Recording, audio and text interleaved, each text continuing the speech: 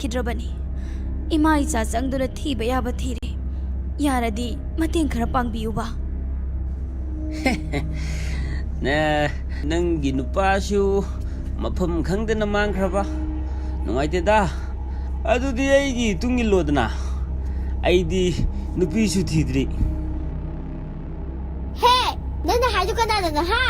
नंग अखोई इमाना दुमाइना हाइबे याब्रा नंग हे चलुन हे इना तक जंगसलकनु मा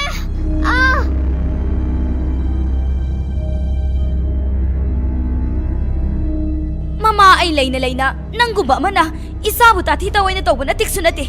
मी फत्ता सा चटखर चलो या करिसु लेत्रब नंगु नुपी मचा मना तालगा इन हेक्ता चटकद्रो हा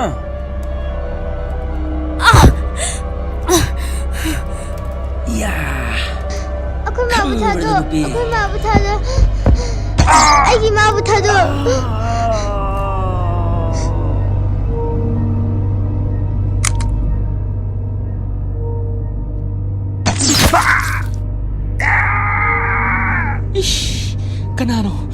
Kanano nupa ish he nupa kanano mapam sida kuina leiba yaba natre lao salasi lao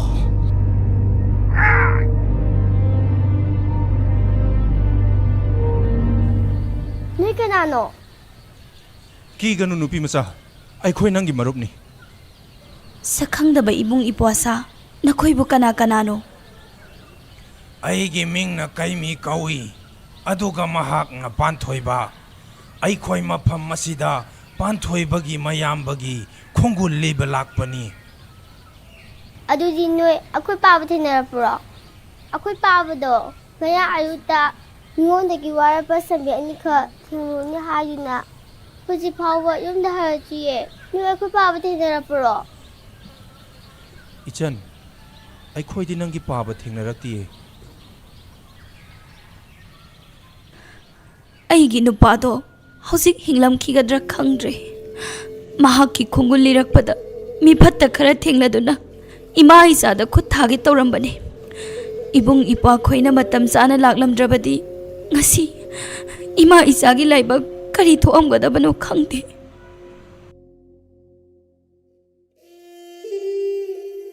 ichan nupi nang waganu angang asigi mapagi khongul linaba ai khoi hotnage ai khoi su mafam asida nongma nini leigani adite akhoi yumda dum leslao akhoi da chasu sawraslao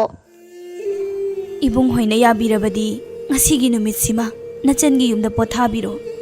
ibung hoigi chana thaknaba ai sinjarage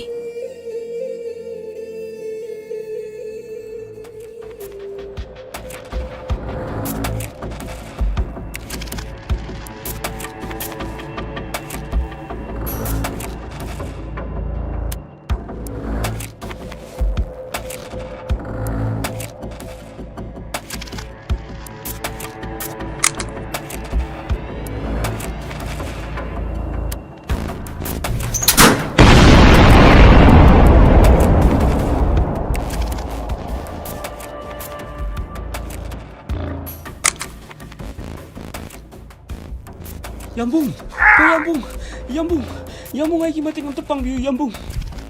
kari tore kale namai namit kadu na punga ngang kari tore ai ngon da sheng na hayu Yambung masi punamak siya mama masadong tukan ba nga tani Yambung kari haiba mama masa haiba nang na hiding lisinadi nangon da sokal lakliba si nupi amana sokal lini sira atuk naril yaw daba nupi amana nangon da landarak laga nang nakiduna aigi nak da silak libra ha nate Yambung wakal do onare aina mama masamat ta uste aiduna fuge do bada kadom dagino khanghaudina tiendo kapsalakduna aigi naase tatkhre ai khakta sunate aikoi gi thomi singsu ꯃꯈꯣꯡꯗ ꯂꯣꯏꯅ ꯁꯣꯛꯂꯦ two ꯌꯦꯡꯕꯤꯌꯨ ꯌꯥꯝꯕꯨꯡ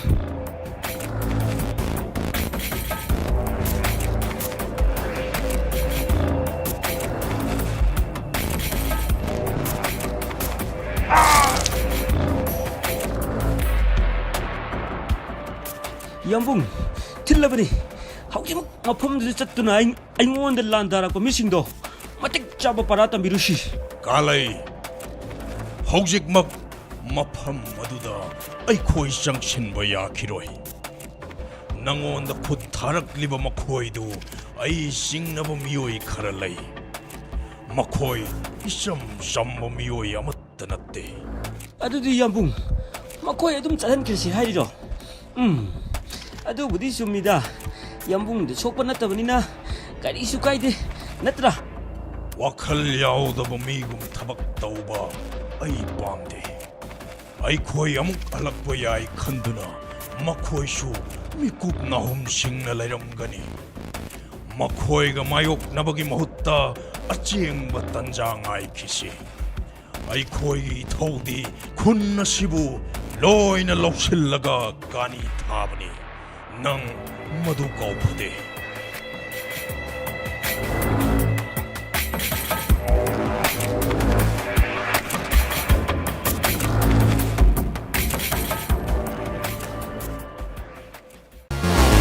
ꯃꯁꯥ ꯌꯥꯝꯅ ꯀꯟꯕ ꯁꯤꯕꯒꯤ ꯆꯥꯡ ꯌꯥꯝꯅ ꯅꯦꯝꯕ ꯌꯦꯡꯒꯣꯟ ꯅꯤꯡꯊꯤꯅ ꯁꯥꯕꯒꯤ ꯃꯊꯧ ꯇꯥꯗ꯭ꯔꯕ ꯃꯄꯥꯡꯒꯜ ꯌꯥꯝꯅ ꯀꯟꯕ ꯑꯈꯟꯅꯕ ꯌꯦꯟꯅꯤ ꯀꯔꯥꯡꯅꯥꯊ ꯗ ꯀꯤꯡ ꯑꯣꯐ ꯆꯤꯀꯟꯁ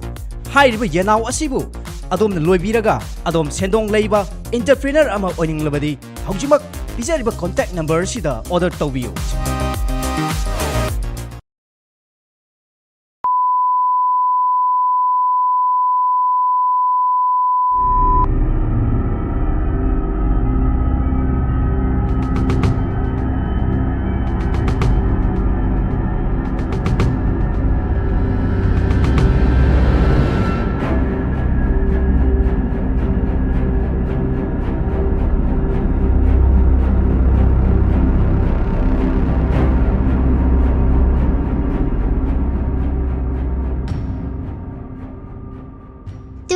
ꯑꯁꯤꯁꯦ ꯑꯩꯈꯣꯏꯒꯤ ꯌꯨꯝꯅꯦ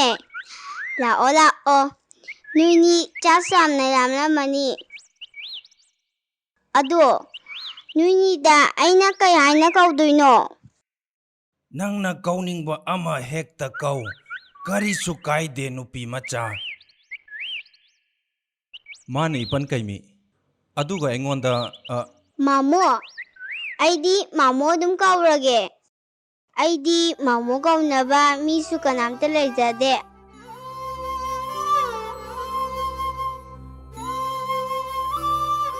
ꯅꯪꯒꯤ ꯏꯃꯥꯒ ꯄꯣꯛꯃꯤꯟꯅꯕ ꯃꯧꯄ꯭ꯋꯥ ꯂꯩꯇ꯭ꯔꯕꯁꯨ ꯅꯪꯒꯤ ꯃꯥꯃꯣꯒꯨꯝꯂꯕ ꯑꯩ ꯂꯩꯔꯤꯁꯤꯗꯤ ꯏꯕꯦꯝꯃ ꯐꯔꯦ ꯑꯗꯨꯗꯤ ꯏꯕꯨꯡꯒ ꯏꯄ꯭ꯋꯥꯒ ꯏꯃꯨꯡꯗ ꯉꯥꯏꯍꯥꯛ ꯄꯣꯊꯥꯕꯤꯔꯣ ꯑꯩ ꯆꯥꯛ ꯏꯁꯤꯡ ꯂꯣꯏꯁꯤꯜꯂꯛꯂꯒꯦ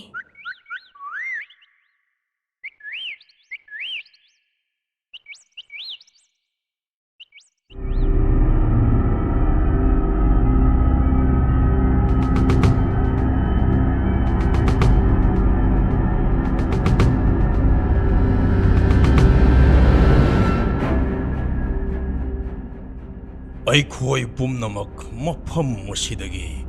ꯌꯥꯝꯅ ꯊꯨꯅ ꯊꯣꯛꯅꯕ ꯍꯣꯠꯅꯒꯗꯕꯅꯤ ꯅꯈꯣꯏ ꯄꯨꯝꯅꯃꯛ ꯆꯥꯏꯊꯣꯛꯇꯨꯅ ꯂꯩꯔꯤꯕ ꯈꯨꯠꯂꯥꯏꯁꯤꯡ ꯑꯁꯤ ꯂꯧꯁꯤꯜꯂꯨ ꯌꯥꯝꯕꯨꯡ ꯇꯥꯛꯄꯤꯔꯤꯕ ꯋꯥꯐꯝ ꯑꯗꯨꯕꯨ ꯑꯃꯨꯛꯇ ꯇꯔꯦꯠ ꯇꯔꯥ ꯊꯣꯛꯅ ꯈꯟꯅꯕꯤꯈꯣ ꯑꯩꯈꯣꯏꯅ ꯃꯐꯝ ꯑꯁꯤꯗ ꯂꯥꯛꯈꯤꯕꯁꯤ ꯈꯨꯟꯖꯥꯁꯤꯡ ꯑꯁꯤ ꯇꯥꯟꯊꯣꯛꯂꯒ ꯃꯐꯝ ꯑꯁꯤꯗ ꯀꯥꯅꯤ ꯊꯥꯁꯤ ꯍꯥꯏꯗꯨꯅ ꯂꯥꯛꯈꯤꯕꯅꯤ ꯑꯗꯨꯒ ꯍꯧꯖꯤꯛꯅ ꯃꯐꯝ ꯑꯁꯤ ꯊꯥꯗꯣꯛꯇꯨꯅ ꯆꯠꯂꯁꯤ ꯍꯥꯏꯔꯤꯁꯤ ꯃꯁꯤ ꯑꯩꯗꯤ ꯌꯥꯖꯅꯤꯡꯗꯦꯗ ꯏꯌꯥ ꯀꯥꯂꯩ ꯑꯩꯅ ꯂꯧꯔꯛꯂꯤꯕ ꯐꯤꯔꯦꯞꯇ ꯅꯪ ꯋꯥ ꯉꯥꯡꯉꯛꯀꯅꯨ ꯅꯪꯉꯣꯟꯗ ꯈꯨꯠ ꯊꯥꯔꯛꯂꯤꯕ ꯃꯈꯣꯏꯗꯨ ꯏꯆꯝ ꯆꯝꯕ ꯑꯃꯠꯇ ꯅꯠꯇꯦ ꯃꯇꯝ ꯑꯃꯗ ꯑꯩꯈꯣꯏꯒꯤ ꯊꯕꯛ ꯊꯧꯔꯝꯗ ꯑꯌꯦꯠꯄ ꯌꯥꯝꯅ ꯄꯤꯈꯤꯕ ꯃꯤꯑꯣꯏꯁꯤꯡꯗꯨꯅꯤ ꯍꯧꯖꯤꯛ ꯃꯈꯣꯏꯒ ꯑꯣꯟꯁꯤꯟꯅꯕ ꯌꯥꯗ꯭ꯔꯤ ꯑꯗꯨꯅ ꯃꯇꯝ ꯈꯔꯒꯤ ꯑꯣꯏꯅ ꯑꯩꯈꯣꯏ ꯃꯐꯝꯁꯤ ꯊꯥꯗꯣꯛꯇꯕ ꯌꯥꯗꯦ ꯌꯥꯝꯕꯨꯡꯒꯤ ꯋꯥꯇꯥꯁꯤꯗꯤ ꯃꯈꯣꯏꯕꯨ ꯀꯤꯗꯨꯅ ꯆꯦꯟꯕꯒꯤ ꯋꯥꯅꯤꯅꯦ या ꯌꯥꯝꯕꯨꯡ ꯑꯩꯕꯨ ꯑꯝꯇ ꯊꯥꯗꯣꯛꯄꯤꯌꯨ ꯌꯥꯝꯕꯨꯡ ꯅꯪ ꯑꯩꯅ ꯍꯥꯏꯕ ꯏꯟꯒꯦ ꯍꯥꯏꯕ꯭ꯔꯥ ꯅꯠꯇ꯭ꯔꯒ ꯏꯜꯂꯣꯏ ꯍꯥꯏꯕ꯭ꯔꯥ 인절하게 얌붕 아이 인절하게 너코이 hꯧ직막 너봇 나짜이 로실로 아이코이 hꯧ직막 마품 마시 타독나바 떠오르시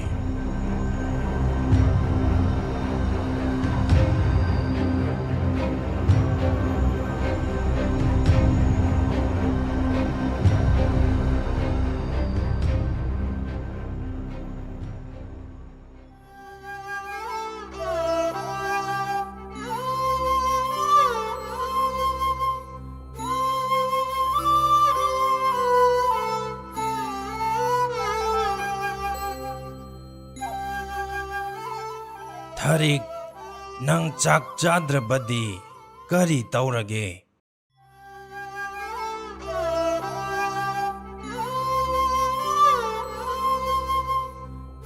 इमागी बेमा नंगना चाक चादना अदुम फमदुना लैरबदी नंगी इपन कैमीगा मामोगा नुंगाइररोय से चाक तो चाथोकलो से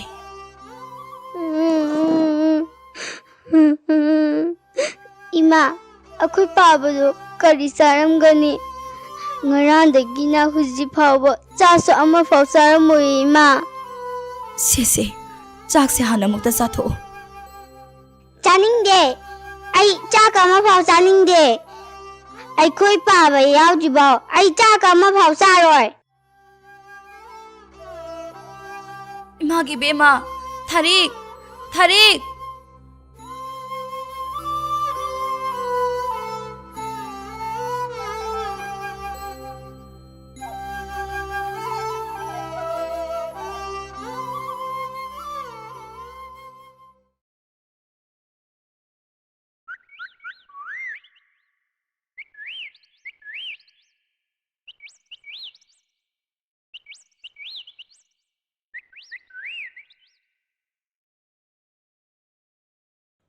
अदो इचे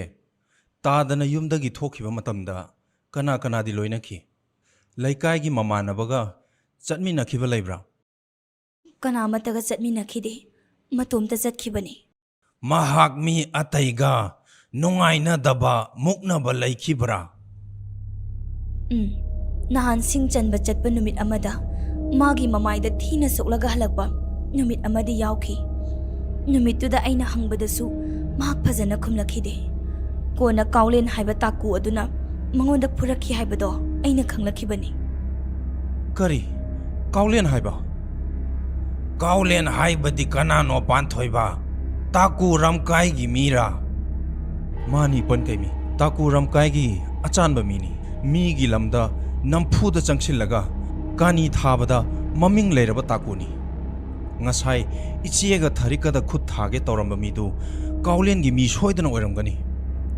mabu nanthok halam loidabani mabu pharaga wahang pahong tawramlabadi ta da pisaki khongul liba irai laina tholamgadabani मधु ओइरबदी अखोई थिनथबा याद्रे पांथोइबा हौजिंगमक थारिकि मपागी खोंगु लीनबा होटनरसी गारीगुंबा थेंगथकिबा थोक्लबदी थारिकि मपा खुदोंग थीबा नंगबसु याई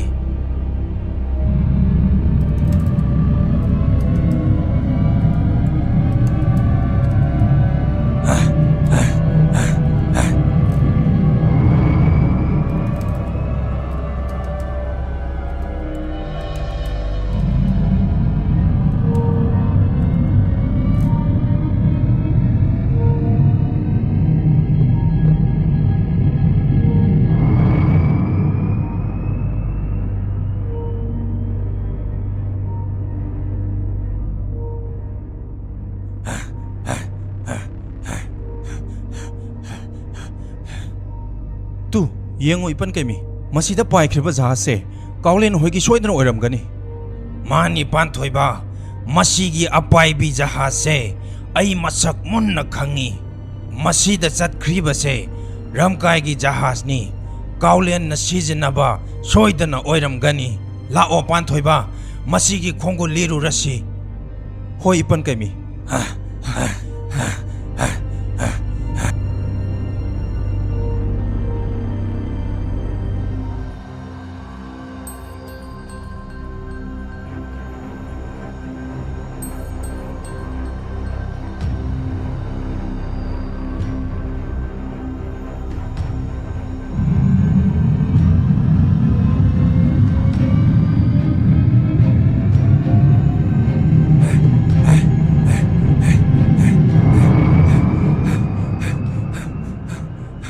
चेलक ओ पांथोइबा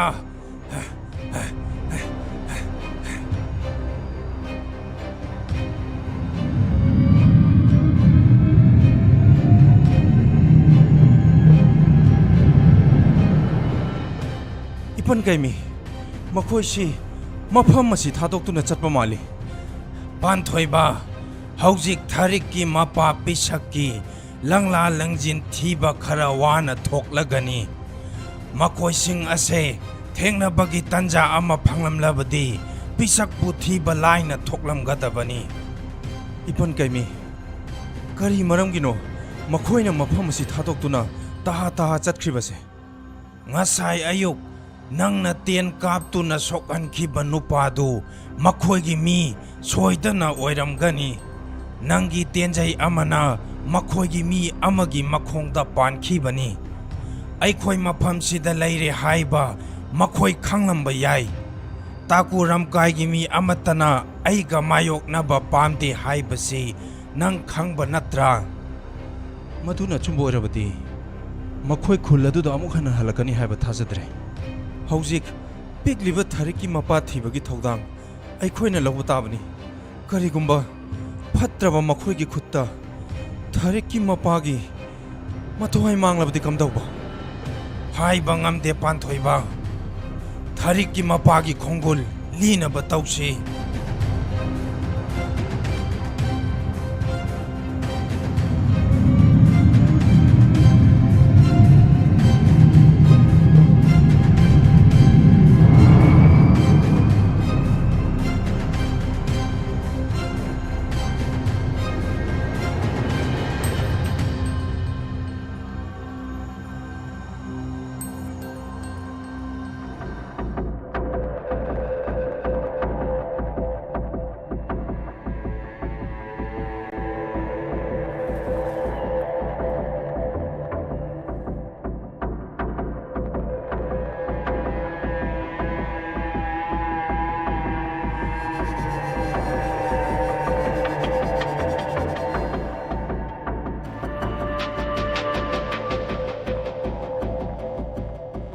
ꯑꯩꯉꯣꯟꯗ ꯈꯨꯠ ꯊꯥꯔꯛꯄ ꯃꯈꯣꯏꯕꯨ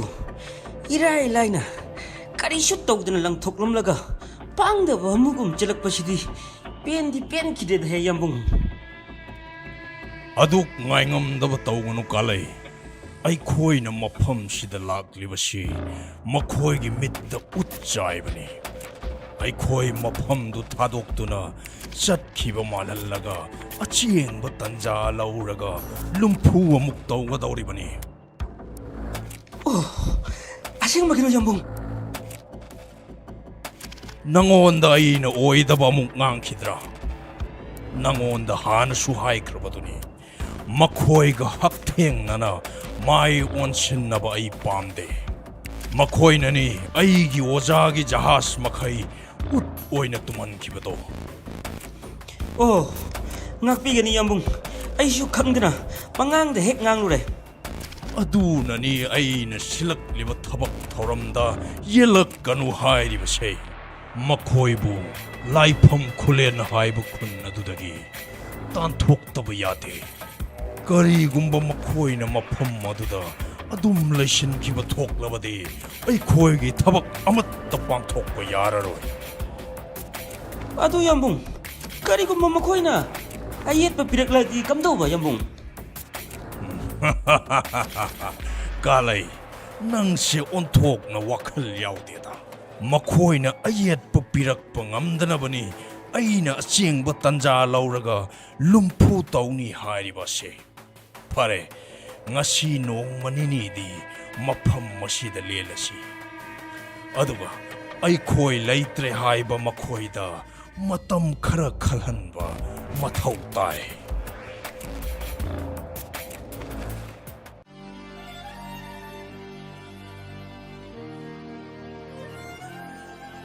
फरे पांथोइबा अइखोइ चटनबा तौरसी ꯑꯩ ꯁꯦꯝ ꯁꯥꯕ ꯂꯣꯏꯔꯦ ꯏꯄꯟ ꯀꯩꯃꯤ इचन नमाना चांगाई हाक लैरमु अइखोइ पिसकी खोंगु लिरुखिगे Bang kay mi, amta ngay ko.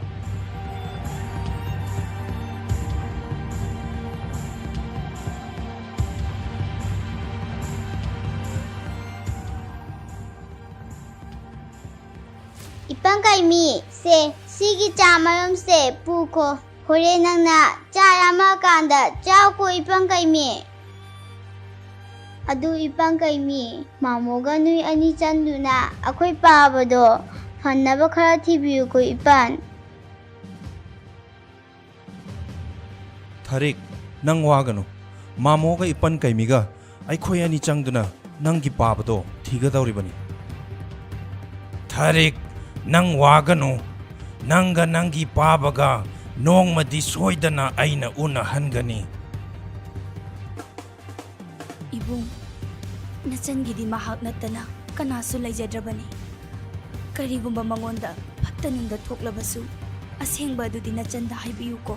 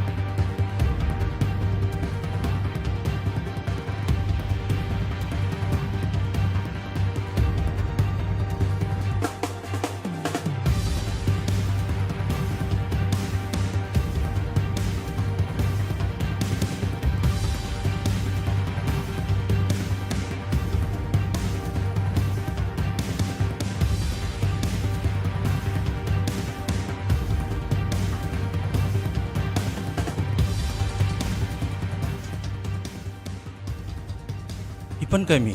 स्वाइददी मीगी Khongal अमत उदे अतई मफम खरगा येंगलु खिसी पांथोइबा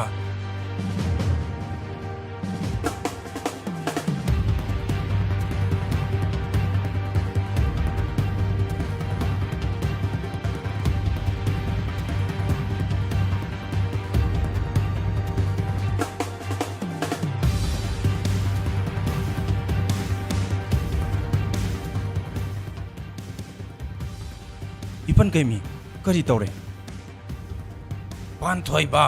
अइना चिंगनबदा मफम सिदगी साहिंग चाबा सासिंगना पिसक पुपुदुना चतख्रबा माली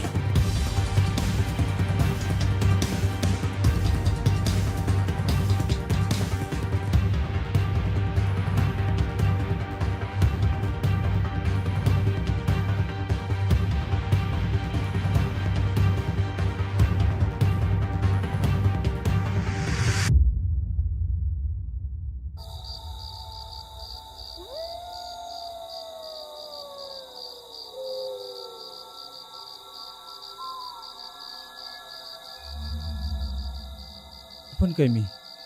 थारिक त पाउसी करमना तमगदौरिबनो पिकलिबी करिसु खंजेद्रिबी महाक्ति मागे अपोकपा Mopa हलखिनी हाइदुना ngaiduna lairamkhini ipan kaimi aisu yamna nauna apokba apokpi kaina khrabani pikliba tharikna phoram gadaba chaina do aisu khangi ipan kaimi